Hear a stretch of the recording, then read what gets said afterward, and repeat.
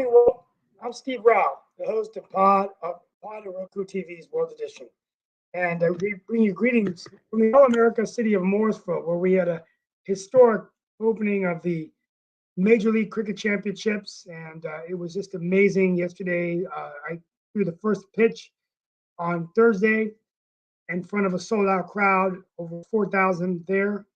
And yesterday, Congresswoman Deborah Ross was there to share the moment with us on this major expansion into Morrisville and talk of T20 World Cup qualifiers coming next year.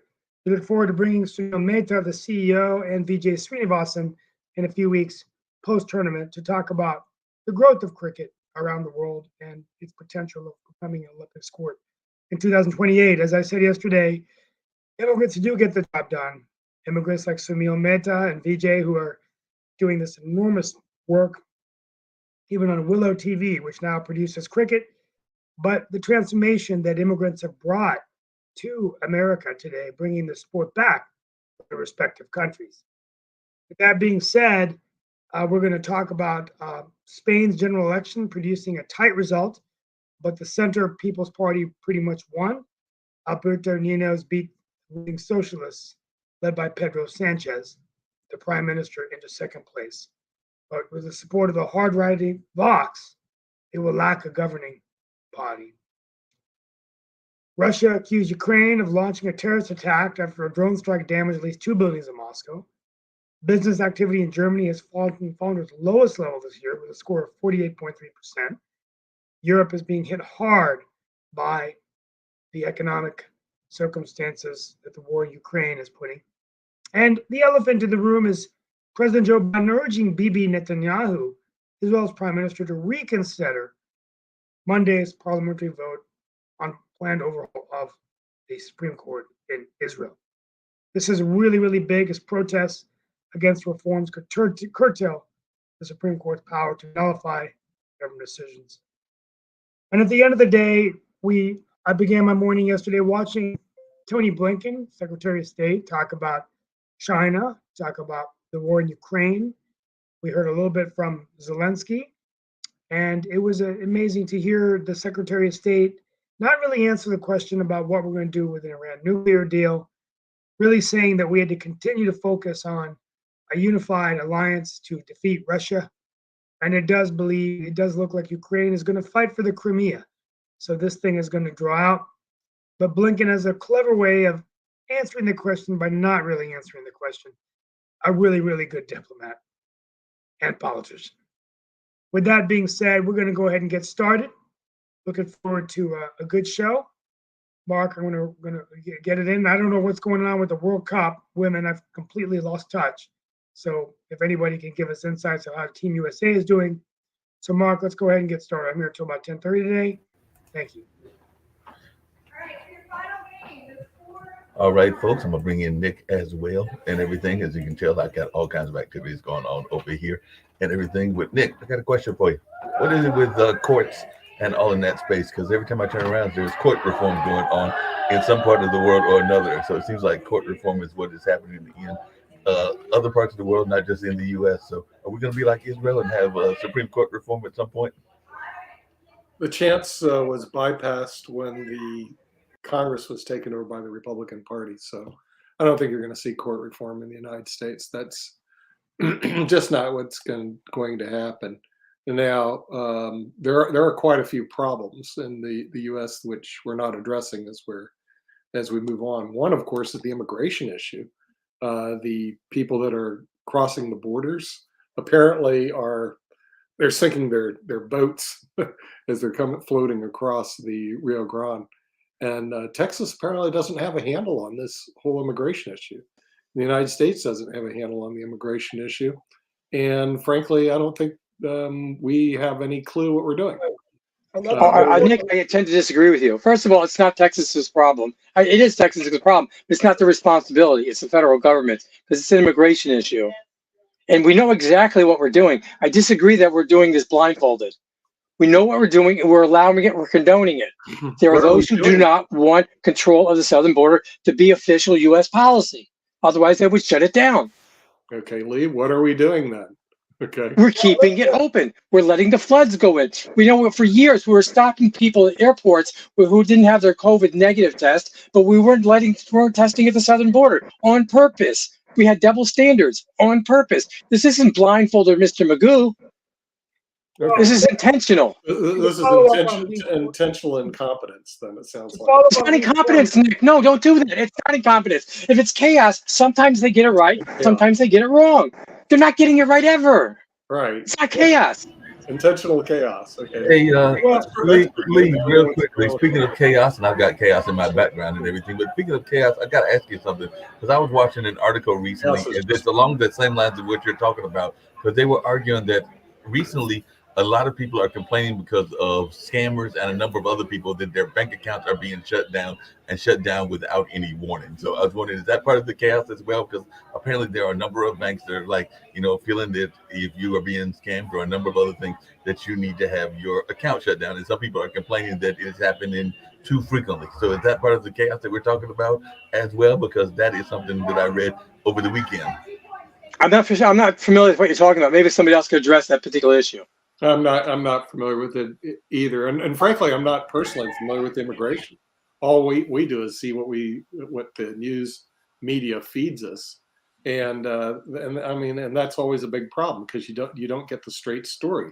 They had or you get a slanted story. They had a story today about a person who they released a dog on. Okay, after they captured him, the guy put his hands up, and they showed the dog attacking the person. So obviously there was a mistake by the police officer letting the dog loose, but they don't emphasize the mistakes made by that person prior to the dog being released. For example, they didn't have mud flaps on their trucks. Why the media didn't mention how dangerous that is beyond the pale. Because when you don't have mud flaps on your bloody truck, then the rocks fly into your bloody windshield. Okay, I mean, that's the real realities of trucks, but they bypass that altogether. Then they don't mention the fact the guy didn't stop when the police were there. Okay, it's like, that's okay not to stop when the police are there. So the real problem you have today is the bias of media not presenting a straight story.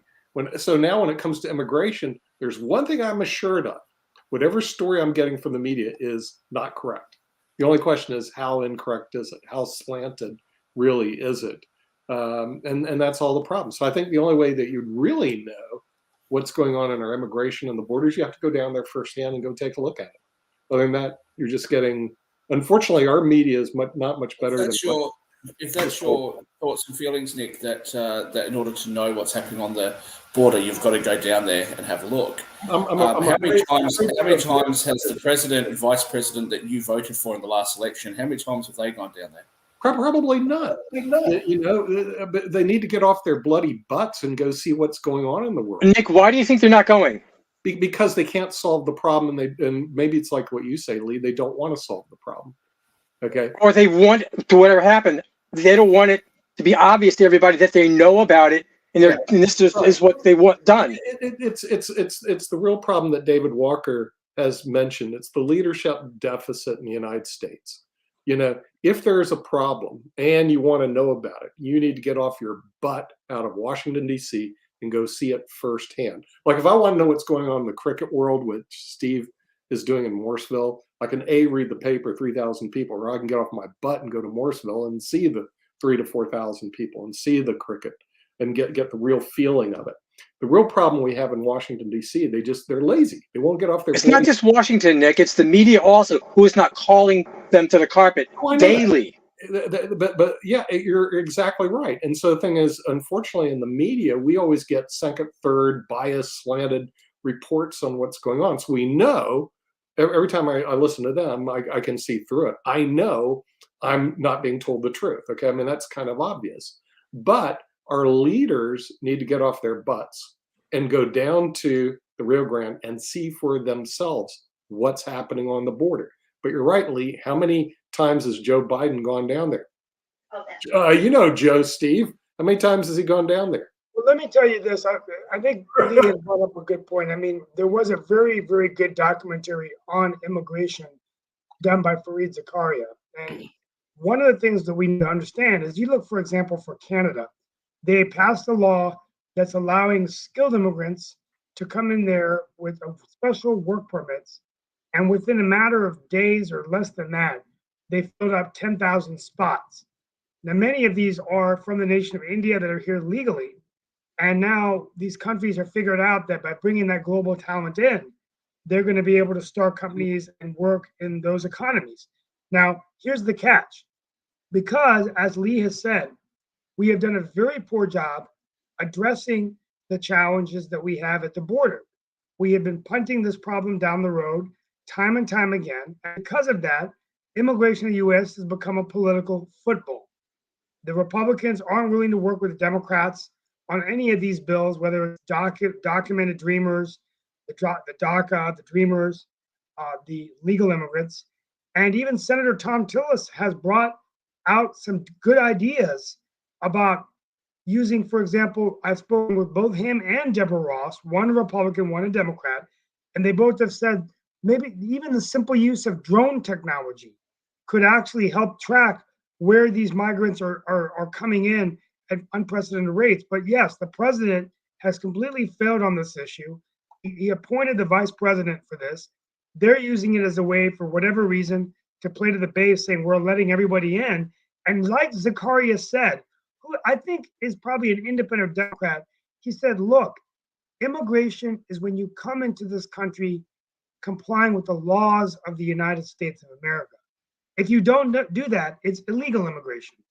And you also confuse asylum with immigration. So, because people are just coming in, claiming asylum, but then they're here. So if we did that, it's going to continue to be a nightmare, but nobody's willing to touch it. Are we not doing that, Steve? What? Are we not doing that? Are we not telling them it's okay, you can stay and then take advantage of our services? The problem, Lee, is that, okay, first of all, asylum is when, and Zakaria brought this point up, asylum is when you are granted asylum, for example, like the Jews from Russia or Poland. Or Germany. I get all that. I get all that. At the end of the day, though, are we letting them stay? Well, they're saying, well, I have to come in here seeking asylum, but you have. No, you don't. They can seek asylum elsewhere in their home country or somewhere else. How can they? Yeah, we're across the border, and they're across the border. Okay, so think about it. Like Shaquille Latimer is an immigrant. Well, was an immigrant, or like Sasha Starr, or my parents. Maybe you weren't. You weren't an immigrant. Okay, you were born in Australia, right? I was born British, and I was born in Australia. So okay, I sorry. don't. Well, like let me jump in and just. They came in legally. Sorry. Yeah, they came in legally. My parents. Let me jump in on a couple of points here. So, firstly, Steve, when you said that Republicans aren't prepared to work with Democrats on the dreamers, and I meant Democrats aren't prepared to work with Republicans either. It's both ways. Okay, well, I'm confused. And look, it's not my country, so I'm limited in what I see. But I'm a little bit confused as to what the problem was with what Trump had proposed. He had proposed giving citizenship to the dreamers, but not allowing chain migration in order to not encourage people to continue to do that and to use that and anchor babies as a form of gaining immigration status for themselves and their families. And that wasn't good enough. So, there isn't really a negotiation that's happening. It's either all one way or all the other. In relation to skilled immigration in Canada, now Canada's a vast country, and I think that it'd be great for them to have more immigrants. But both Canada and the United States are very much struggling to attract skilled immigrants from other Western countries. So when people talk about this great desire of the world to immigrate into the United States, the numbers on that just don't actually hold true. For example, there is a special type of visa category which is only available to Australians. It's called the E3 visa. They have 10,000 of those that are available to Australians and only to Australians. The most that they ever get is around 1,500. Now, what they've now done just recently in the last couple of years is they've allowed the leftover E3 visas to be available to people in Ireland. They're still only getting a couple of thousand people. There's an incredible shortfall in the amount of people that they were trying to attract. Now, they have other programs that work reasonably well, like the diversity lottery that they run. But the fact of the matter is that if you want to have people from all over the world, you've got to create the conditions that people are going to want to see. And as far as I can see at the moment, one of the biggest issues with immigration into the United States, I'm obviously all for immigration. I think that immigration is a positive thing normally for countries. But you have to make sure that the people assimilate. And you also have to make sure that they're not coming and taking advantage of social services which are being paid for by the taxpayer without actually contributing in some way at some point. And if we pivot away from the United States and go across to Europe, this is one of the complaints in Europe. This is why you're seeing the rise of extremely right-wing parties across Europe. This is why you're seeing an enormous amount of dysfunction. You are no doubt aware of the protests and the civil unrest in France just recently. So this is the sort of thing that you're seeing everywhere. And it's because I think people that are already in the country feel that they're losing their culture to people who are taking advantage of their tax dollars and not contributing properly, and that they're being told that they have to tiptoe around and they can't wave the American flag or they can't, be proud to be American. And I think that's a really dangerous place to be, and it's a dangerous way of running an immigration policy. Yeah, Shaquille, you're saying two things at the same time. One is you're saying what Milton Friedman said, you can't have open borders in a welfare state at the same time. That's right. Second of all, I'm saying he didn't say this. That a lot of these people are coming, and that's fine, but they're not assimilating into the culture. So you're losing whatever country's culture that they have, whether it's America or whatever country. Yeah, but I think the issue is, and I do actually criticize members of my own family for doing this. I think there's a tendency for people to congregate in groups, and I can understand why. Like if I'm abroad, obviously I will hang out with British people and Australian people at first. But if I only ever hang out with Australian and British people, I really may as well go back home. Now, that's easy enough for me to say because I'm lucky enough that my countries are stable and secure and wealthy Western countries like yours are. But I think there's a tendency for people not to integrate over a period of time. And what we've actually seen in Australia and in France and in the UK now is we've actually seen second and third generation people who were born in the country, who actually don't know very much about the country they were born in, and oftentimes are extremely negative on that country. They hate that country. I think that's a really dangerous place to be. People should be proud if they're coming to a new world country, especially. They should be proud of the countries, what they've achieved, their history, good, bad, and otherwise. They should be proud of where those countries are today and where those countries will be in the future. And if they don't have that sense of pride, if they don't have that sense of passion, I think it's very difficult for the people that do have that passion to feel that more immigrants coming in like that is going to be a positive thing.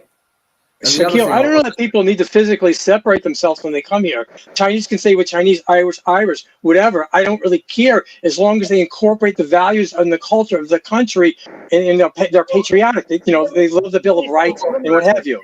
We're going to go to some other issues, but I'll just add one more thing to that point. It was a comment that I'd made to Jatovi a few shows ago last week or the week before, which is when immigrants are allowed into the country on the idea that without them, America will fall apart. I think that's actually a really abusive thing for the United States to do, or my own country for that matter. I'm not just picking on the United States, but to say that people who don't have the correct documentation are being paid under the table at less than the market rates for their work is taking advantage of them. If those people would ordinarily be entitled, if they were actually documented, if they would be entitled to, sick pay and social security and health insurance and all those sorts of things, and they're not getting it, and they're also being paid less than what an American worker would be paid for that job, that's actually taking advantage of them. That's getting them to work in a country for much below the prices that would otherwise be paid. And not only is it unfair on them, but it's also unfair on the other unskilled workers within the country who would otherwise be able to perhaps get that job, or that would actually tend to raise the wages and make things more competitive. So I don't think that's a very good solution at all. Well, can we also attack the cause someday? The cause as opposed to the symptoms? Which is what, Nick? Climate change? I mean, that's ridiculous. If climate change is causing people to run to America, why aren't New Zealanders flocking to Australia? Because why is it only that poorer countries are affected by climate change? It's not a poor country. Australia is a very rich country. However, they made a mistake. They voted for this guy Chavez who went and he expropriated all the oil companies' assets and then installed his political hacks to run the oil business. They didn't have a clue what they were doing. The political hacks were all these communist, lefty, commie, pinko, hippie freaks. And they didn't know an oil rig from, how to shut off a faucet. And so that's the thing. Those people, I think we well know that those people are not. Those people are not communists. What those people are doing is they are stealing the state's resources. Okay, so we make a contribution to the sanctions.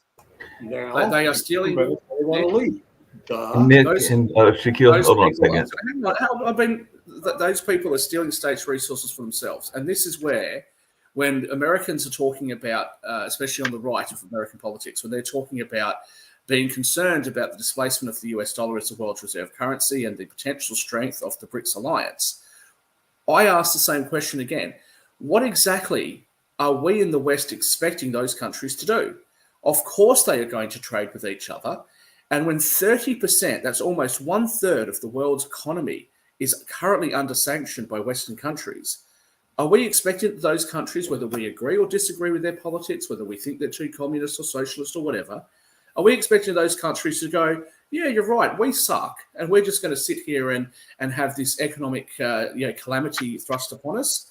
Or are we expecting them to say, you know what, we want to improve our lives, and to hell with the West, we're going to trade with each other?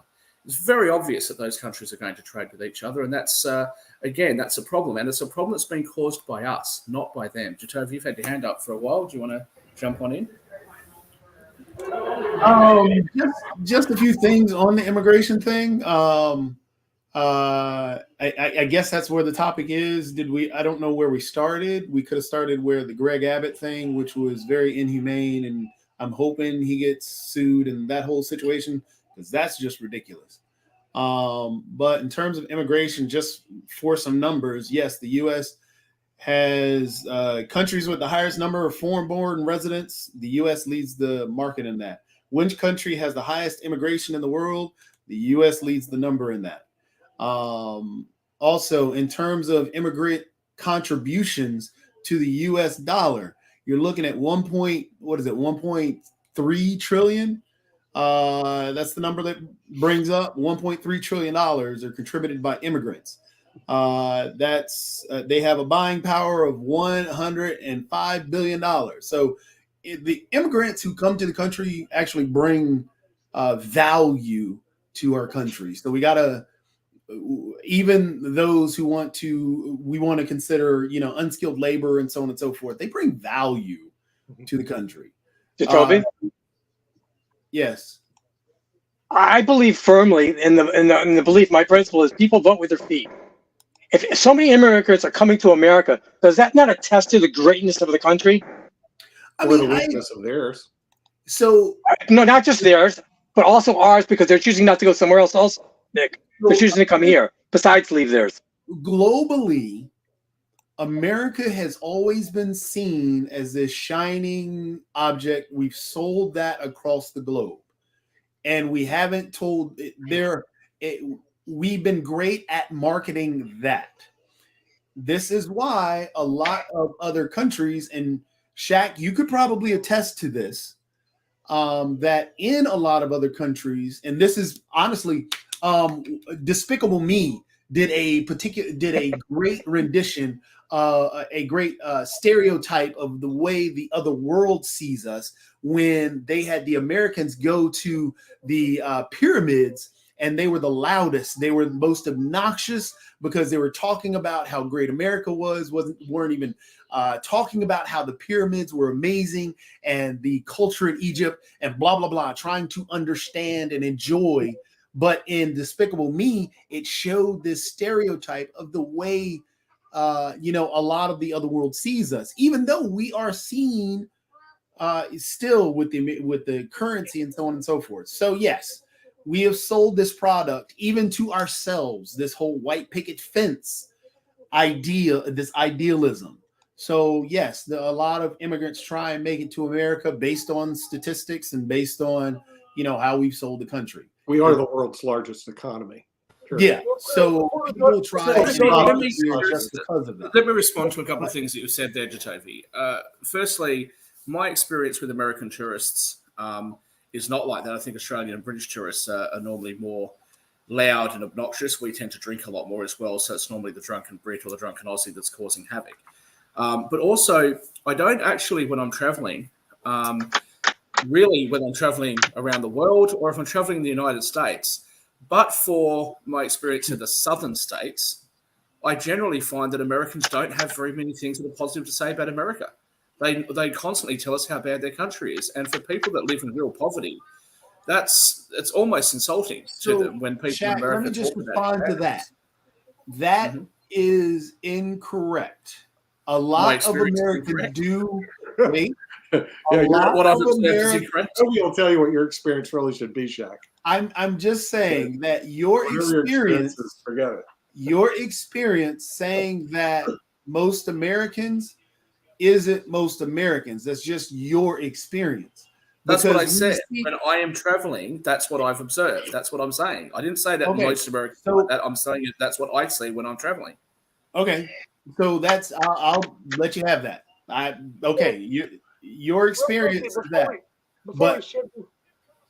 but I'm just trying to point Shaquille, out. but Shaquille, besides Southerners, I would throw in, all flyover country into that group. So Well, unfortunately, Lee, I haven't spent an awful lot of time I've flown over the flyover country. I haven't spent a lot of time in them. But yes, it does tend to be those states. And surprisingly, some of those states are Republican. Some of those states are Democrat states, where I still meet some very passionate Democrats who are very passionate about the country. But I've told this story before on my last trip to the United States. I'm sure you can guess what state this happened in, where something happened I observed that the United States had that we don't have at home. And I just made this off-the-cuff comment to somebody who was with me. I was like, man, this country's cool. I love what this country has. That's great. And immediately, Americans that had nothing to do with me, they weren't with us, just immediately jumped on me and just jumped into this full-blown lecture about how the United States is a terrible country. And I'm like, what is wrong with you guys? I'm a tourist. That's your experience. The vast majority of the country talks about, that's where the whole American pride is. And we had a whole discussion weeks back about how countries take pride in their country and American pride. Hence the reason I pointed out that stereotype that movie studio did of what people do in America. Yes, I understand that's your experience. And this isn't even the point that we were talking about with immigration. But again, the American pride is real. It is something that people talk about. So when you come to America and the vast majority talks about how great America is, we are not truthfully honest a lot about what America offers. And so, yes, there is a lot of American pride out there, and that is what dominates the conversation or dominates the picture that other countries have. And when you're talking about the poor countries are really know what poverty is in America, and when Americans talk about poverty, and that insults, well, Americans aren't talking about the poverty in the U.S. They aren't talking about Flint, Michigan in the U.S. the way that you're saying that that's happening in other countries. America's not talking about the deep end where, over in downtown Durham, going down Holloway Street. America's not talking about this. Or in South Raleigh off of different areas there. Americans aren't talking about that when they go to other countries. And the American pride thing is a real thing. It happens. And I get the part that you're saying that you had this experience here. But again, the vast majority, and this is why that stereotype is there. And this is why immigrants want to come to the country, because they are leaving where you're talking about, because they're sold that, hey, America is better than where I'm from. Well, yeah, and for most people, it is. That's the thing. For most people coming from poor countries, America is that. And for entrepreneurial people coming from Western countries, depending on what they're trying to achieve, the United States can be that. The United States can be a place where there is freedom and business opportunities that you wouldn't have elsewhere. There are some people, entrepreneurial Westerners like myself, who wouldn't dream of coming to the United States and applying for a green card. That would be the worst possible thing that I could imagine doing to myself, would be coming to the United States and getting a green card. Okay, because it would just put my whole international tax situation into a massive mess. But for most people, the United States offers a lot. Okay, here's the question. We're going down a tangent now and pigeonholing this argument into, well, since I won't. I won't what? Guys, I'm going to intervene here as the moderator because we got to get other people a chance to think. I'm going to just throw a question to all of you, and then we're going to come back to this issue because this is a really, really important topic. Here's my take. I think this panel has made some really, really, really valid points. Number one, I'm going to start with Nick Paladiva. We're not diagnosing the problem of why so many people are leaving the countries that they're in. And I think a lot of that comes to U.S. foreign policy and our handling of the drug cartels in these countries, the drugs that are coming in like fentanyl. It's unfortunately been generalizing all immigrants, where President Trump said all of them coming in are rapists and murderers. We know that. He never said all, in fairness to Trump. He never said all. But the presumption, the way that was marketed. No, he didn't market that way at all.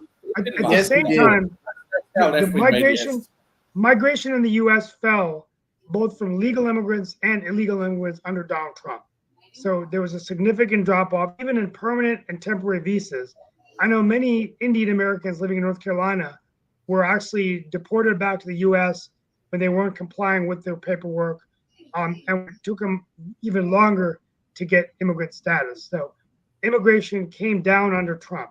Now, he did bring up the illegal immigration issue, and I'll give him credit for that, even though I think the way he went about it with a wall kind of might not have been the best way. Even Tillis had said it might have been a combination of factors.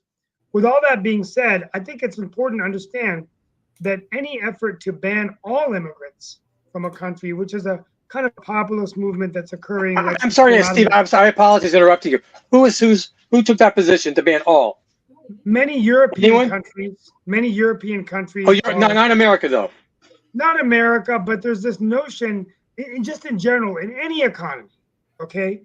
When you bring in the best and brightest of the world that come here legally into those countries, you will see significant success in economic growth. I'm sorry, Steve, I have to... In the 1900s, America banned immigration for over 40 years. Why do you think they did that? So can I just jump in? To what? To whiten America. Oh, you got to be kidding. No, absolutely. No, because people weren't assimilating. They weren't the American culture. No. In 1920, and you can check out Fareed Zakaria, his documentary, because he had it all in the thing. Oh, he did a phenomenal job. In the 1920s, immigrants were coming in. The Chinese. I know that. They were coming in. Immigrants came in the 1800s. I know that. Let me finish. Can I just jump in on this European comment you made? In the 1920s, until the 1965, for that 45-year period, all immigration was stopped in the United States, pretty much. Okay? And there was an effort, I can't remember his name, he was a U.S. Senator. He was very anti-immigration, and it worked. America became a predominantly white country and foreign-born immigrants. Now, after 1965, that's when the immigration law was passed. In 1968, Richard Nixon was the president of the United States, and my father was able to come from India because Nixon passed a law saying any foreign-born doctor could come right into the United States and automatically practice without having to go to medical school again. Foreign-born, and a huge push came in of doctors. And then in the 70s, a huge push of engineers and scientists, right? So sorry, can I just jump in here, because you've sort of changed the goalposts a couple of times here. When you made your comment about Europeans are not complaining that they're attracting too many doctors. Europeans are complaining that they're attracting too many refugees and too many people from other countries. That's what the key is. European views, and who, as a result, have not assimilated, have been very violent against the local population, which is why you're seeing normally very friendly countries to immigration like Sweden taking an anti-immigration stance, which is why you're seeing countries around the European Union. Hang on. You're seeing countries around the European Union complain about this. What you've done is you talked about immigration in the United States, and then you jumped from a blanket comment about immigration being good to focusing on what happens when you have skilled immigration. But nobody's complaining that you've got too many doctors and engineers in the United States. What the complaint is, you've got too many unskilled people coming in.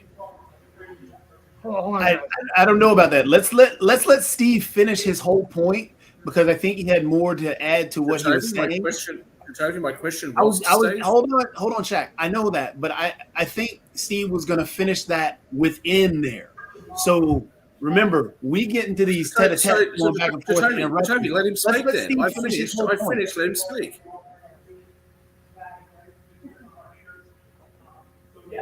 Steve, you're muted.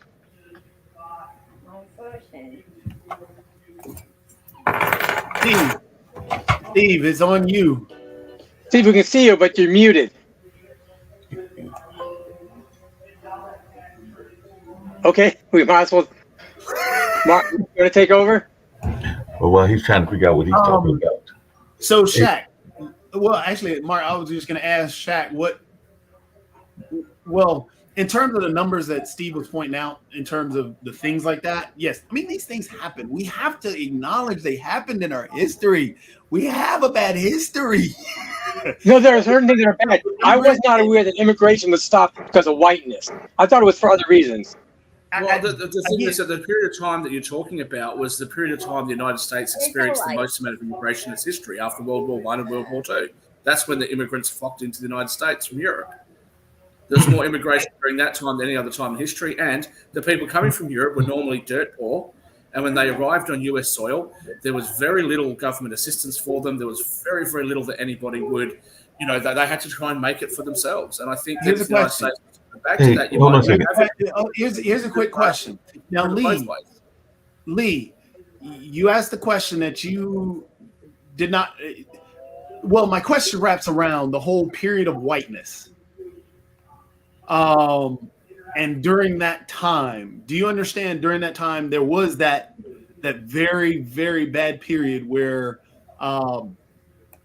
dealing with racism and bigotry around that time.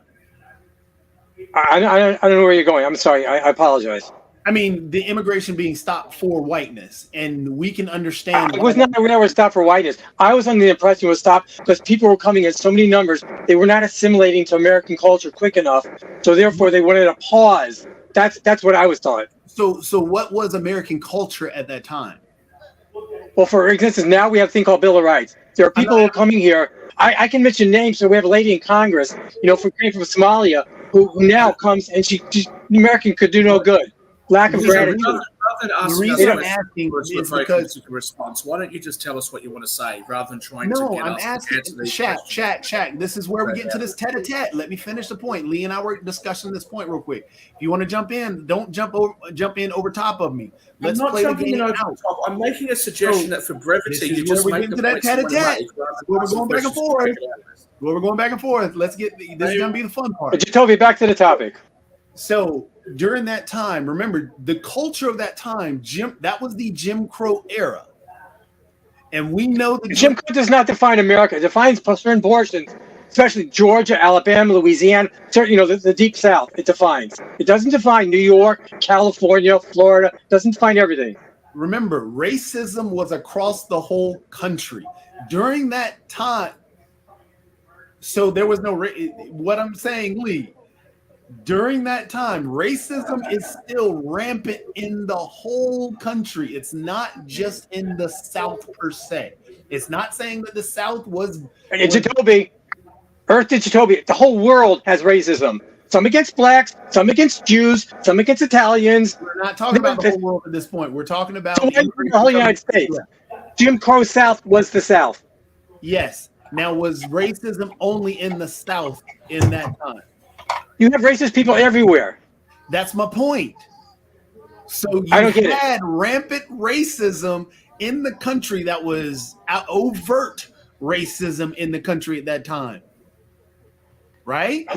But you had policies like Jim Crow South in the North, in the West, Midwest. Yes. Blacks cannot separate school bathrooms, separate drinking fountains. Yes. That was all over the country. That was hence the reason why. So why is the South picked on then? Why is the South picked on? Because the South was very overt with it. The South had hangings and all this other church.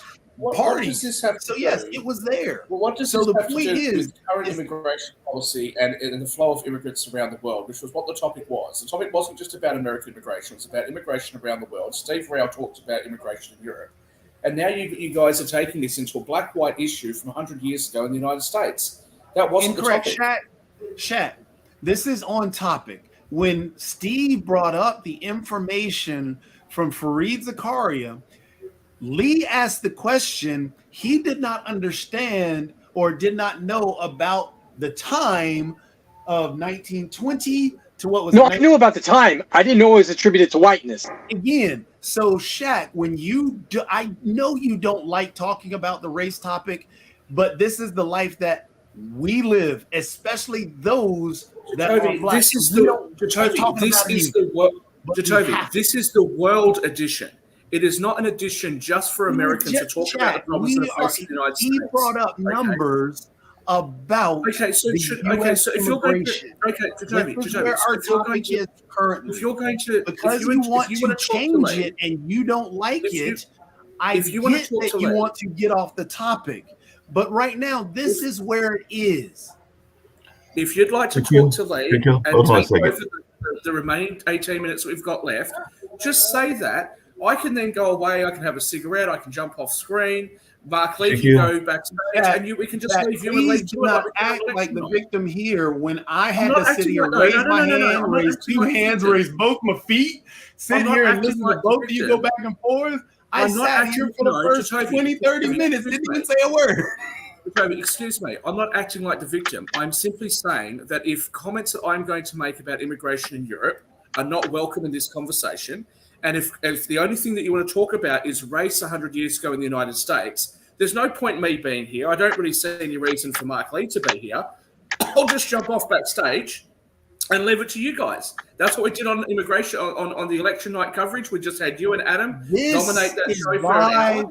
I'm happy to do that if that's what you want. Jack, this is where the topic was. This is where you and Lee jumped in and questioned Steve about. Then now, because I'm bringing up interesting information or factual information that you cannot dispute, you want to run away from the topic and say, hey, it's not that I don't know. Talk about Europe now. Not at all. Not at all. That is actually what's going on. I asked you. So instead of us doing this tete-a-tete, let's get back to immigration. I asked you, instead of asking us questions to try to evoke an answer which you can then attack, why don't you just make the point that you wanted to make? You wanted to make the point that there was racism across the United States. I wanted to have a discussion. Lee and I were having a discussion. These questions like you're some sort of lawyer interrogating somebody on the stand and asking Lee and I were having a discussion, and you jumped in because you want to say something you felt left out. Hold on a second. It's not at all, because you weren't interested in discussing European issues. Like Lee and I were having a discussion. I'll sit back here, Jacoby. I'm sure that this is incredibly interesting and exciting for everybody to just watch you talk. So I'll just be quiet back here. Shaquille, or Lee, this is actually a question for everybody, and I was going to actually tie it back so that everybody can be happy and all of that. One of the things that happens in the immigration discussion is two things. One, it becomes a class issue because that's part of what I think Steve was going at, was that there are some of those workers that are skilled workers that maybe have an advantage over some of the unskilled workers. And that's where the conversation comes between those from India versus those from Mexico. So that's what I was curious about, people's reaction to that. And then there's the whole notion, Lee, to your point, Lee, about assimilation versus non-assimilation. That was what part of the conversation was happening way back even before I was born, like in the 40s and 50s, where some people, like the Booker T. Washington and the W.E.B. Du Bois debate, was whether you want to assimilate into the culture or whether you wanted to not assimilate and create your own. So that was a whole discussion that was part of the history of America and all in that space. But it's been the history of other parts of the world. We can argue that that's part of the argument that Toussaint Louverture was making there in Haiti, whether they were going to assimilate or not assimilate into the culture and all along those lines. So if either Shaquille or Lee have any thoughts about that, because that's where I think Lee, Steve, and Jacoby were trying to go with some of the questioning, because I did hear some of the class issues raised and the issue around assimilation. I think that that's part of what Jacoby was talking about, and I don't like to put words in people's mouths. So if I'm incorrect, If I'm No, incorrect. Mark, in terms of assimilation, you're pretty spot on. And that's not unique to the United States. A lot of countries have their own culture, whether it's Japan, whether it's China, whether it's America, whether it's Canada, fill in the blank. And they don't want to lose that. There's a reason the French have a culture. They don't want to lose that. And I get that. And that's not a racial thing. That's not a bad thing, I don't think. Leah, I agree. I don't think any country wants to lose their culture, but I also think that people want to improve their culture. And I think they want to add to their culture. So, for example, when we have immigrants coming from India, I think that their culture that they're coming from can add to our culture. We claim to be a giant melting pot. And But you tell me it works negative also. Sometimes people bring bad things from their culture. Yeah. They come here and it's not pretty. Let's go to Steve Rouse. Steve, I made a response to your comments before, and I think you went to reply and you experienced some technical problems. So let's throw the floor back to you. I'm getting phone calls on my phone, so whenever I go blank, I'm getting a phone call. Steve, that's what a phone's for. Working is you gotta keep working. So Don't get them on your shoe like hey, get smart. The only point, look, I mean, we spent the whole hour on immigration, so we didn't talk about some of these other things. I think tomorrow we'll talk about the Supreme Court in Israel. But the bottom line is that, guys, fellows, I mean, people around the world, the challenge is that this is a very complex issue. Okay, you have legal immigration. We understand the benefits of that. Then we have illegal immigration. And I think all of us can agree that the illegal immigration issue has not been handled at all by this administration. Or any administration, any party. Administration. And so millions and millions are crossing the border. Now, they're coming because they're leaving really, really bad circumstances in their countries. But what the U.S. needs is a comprehensive immigration reform bill that addresses legal immigrants, dreamers, DACA, but then has specific things in place about what we're going to do to handle illegal immigration. Steve? That's just not happening. Nobody wants to handle it. So because let me tell you why. And I think Zakaria is right. It's a political football. I mean, you use immigration as a way to drive the base. The Republicans are now anti-immigrant, mostly illegal immigrant, right? I will defend Tillis. Tom Tillis, who's a senior senator from the United States, We'll be back. Senate in North Carolina, is an absolute supporter of legal immigration. He's a supporter of H-1Bs. He's a supporter of Dreamers. He's worked with Deborah Ross on bills that would actually accelerate the path for documented Dreamers and Dreamers. And Tillis has brought up some really good points within the U.S. Senate to say, look, guys, let's do something with the border that we can, let's have a compromise so we can get agreement on illegal immigration and move forward on legal immigration. Well, guess what? A lot of Tillis's colleagues don't want to do that.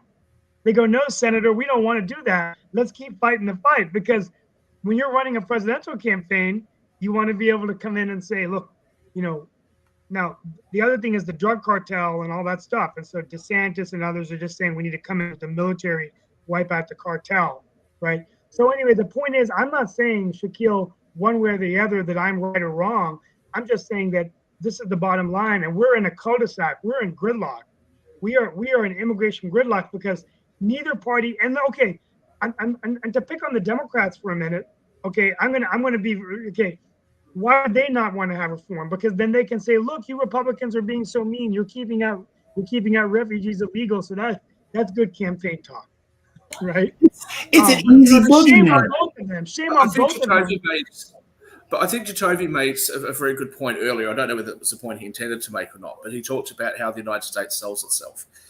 And I think that for a lot of immigrants that come to the US, thinking they're going to get have a better life, they're going to end up owning a McMansion, they're going to have 2 cars in the driveway, and then that's not actually achievable, which from what I'm hearing, it's becoming harder and harder to achieve for Americans that are born and bred in America, that maybe have been there for a long time, that American dream is becoming harder to achieve.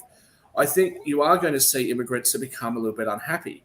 But I think when the United States is going to talk about any issue facing the United States, whether it be healthcare, to change the topic slightly, and you're trying to work out what's the best way to have a healthcare system, universal, single payer, etc. What you have to do is you have to look at other countries, your peer group, see what's working, see what's not, see how you might be able to improve on that system, and see how you might be able to tweak that system so it applies to what's actually happening in the US. But, you're not doing that. And so, it's very rare that I've ever heard, a Democrat or a Republican say, look, we had a look at immigration policy in the European Union. We've had a look at immigration policy in Australia. And here are the bits that we like and here are the bits that we don't. And we're trying to see how that might apply to the US. You guys don't do that. See, we do that. We look at the US and we say, like one of the conversations that's happening in the moment in Australia is, fentanyl. Now, we don't have a fentanyl problem here in Australia, but clearly it's a problem in the United States. So is that going to come to Australia soon? So these are sorts of things that countries do. And the US and US media doesn't seem to do that very much. With immigration, again, I think that Steve, again, hit it on the head with what Fareed said. Immigration is a political football. That's all it is. When they're shipping which is extremely upsetting, when they take and ship people to different states that just trick them into these buses and ship them off. That's a political football. That's all they're doing. The same thing when Steve brought up when the Democrats went down during while Trump was in office and talked about the immigrants in cages. And when they had the power to change it, they didn't really do anything. Why? It's a political football. That's all it is. And the two parties use it different. And one party realizes that fear sells, and they sell it big time. The other party tries to use sympathy and plays on your, look at these poor. They do the whole Sally Struthers approach. Jacoby? Work. Yes. When either party has all three branches of government, or rather the House, the Senate, and the executive branch, they don't solve it. So that blame goes to both parties, Democrats and Republicans. That's what I'm saying. But I think it's disingenuous to say when they take these illegals and ship them to sanctuary cities that mayors are bragging about, that's a political football. I think that's disingenuous. Football. No, it's not.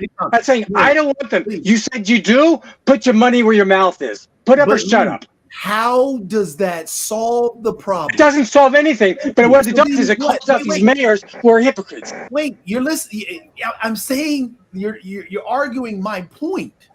I don't think so.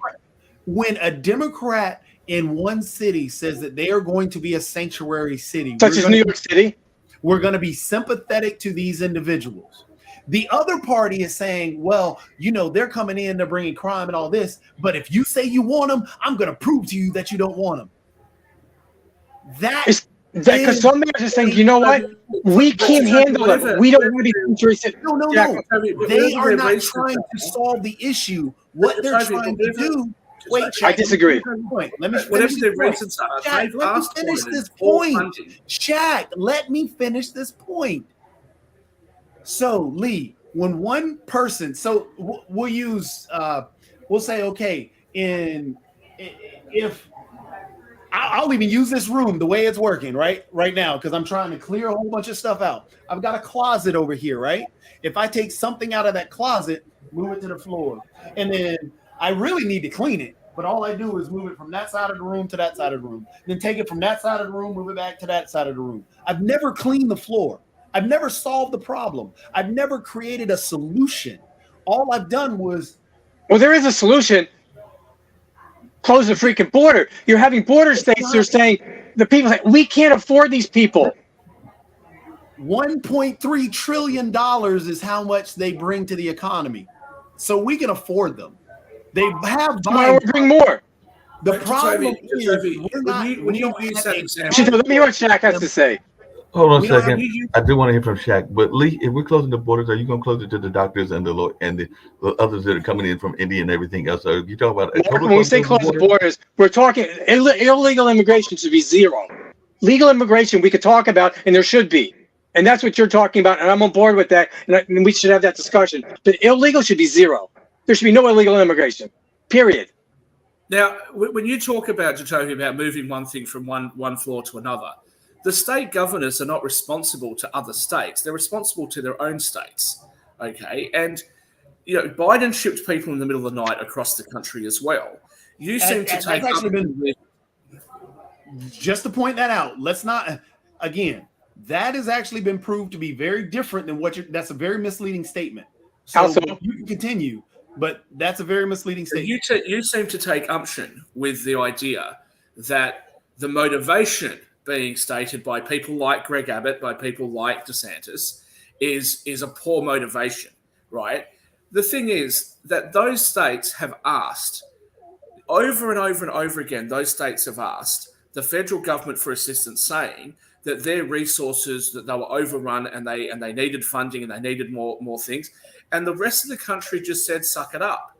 So I don't think it's unreasonable for them to say, you know what, let's see how you cope. Let's see how you cope when we start shipping immigrants to you so that you understand the problems that we have here. And to apply that outside of the US, here in Australia, we have certain states in Australia that would say to the federal government, look, like New South Wales, which is where Sydney is, that says, look, Western Sydney has an immigration problem with this particular demographic, etc. These problems are not unique to the United States. They're problems that are being experienced everywhere. But what seems to be a lot more unique is this tit-for-tat blame game that goes on in the United States without anybody trying to have some positive conversations about how to address it. Again, we're trying to have a positive conversation about how to address it. You just stated that governors are... Mate, not you personally. I was talking about your politicians. Yeah, I'm getting to that. And you stated that governors are they have to deal with their state. Well, that's what their obligation is. Yes, when you take money from your state to go to another state to ship immigrants from that state to a completely separate state that the immigrants did not even know about, that's not helping your state. Well, Jatomi, I would argue that and then they've on done a top of that, cost-benefit analysis, and they've worked out that the cost of shipping these immigrants to another state is much cheaper than them providing the services locally. Florida took money from Floridians to buy planes and buses for immigrants in Texas to ship them to New York. That's exactly what happened. That doesn't help Florida. My point still remains that obviously they think that this is a cheaper option than having to use services themselves. The immigrants were not in the state. I heard you. But I'll also just make the comment that when the federal government of any country, but we're talking about yours here. The Republican Party voted down the immigration policies that would give them money to these immigration areas. So we have to, if you want to be honest, let's be honest. No, can I finish the sentence? When the federal I would like for you to answer my question of how I want you to answer my question of we've got a minute left. How does Florida, how does taking money from Floridians, sending it to Texas to take immigrants from Texas to New York, that doesn't help Floridians? Because Florida and Texas were sharing resources in order to deal with the issue. Now, back to the point that I was going to make, and then we'll give it to Steve. They have separate issues. The federal government has a program, and the cost of that program is being borne by the states. I think it's fair enough for those states to complain that the costs is being borne by them rather than being borne by the government and the country as a whole. Steve, if you want to say anything to Jatomi, you can. We've got 20 seconds left. Steve, over to you. Oh, it's been a great show, and I think the key is we just want to, say that we're going to come back to talk about these other issues tomorrow: Israel, Spain's election, and the rise of populism all over the world. Whether it's Italy, Germany, Sweden, all over the world, we're seeing, and immigration is tied to those populist movements, even occurring in India. So I think that, but the bottom line is immigration is a complex issue. We know for a fact that foreign-born immigrants who come to countries legally do considerably add to economic growth and prosperity.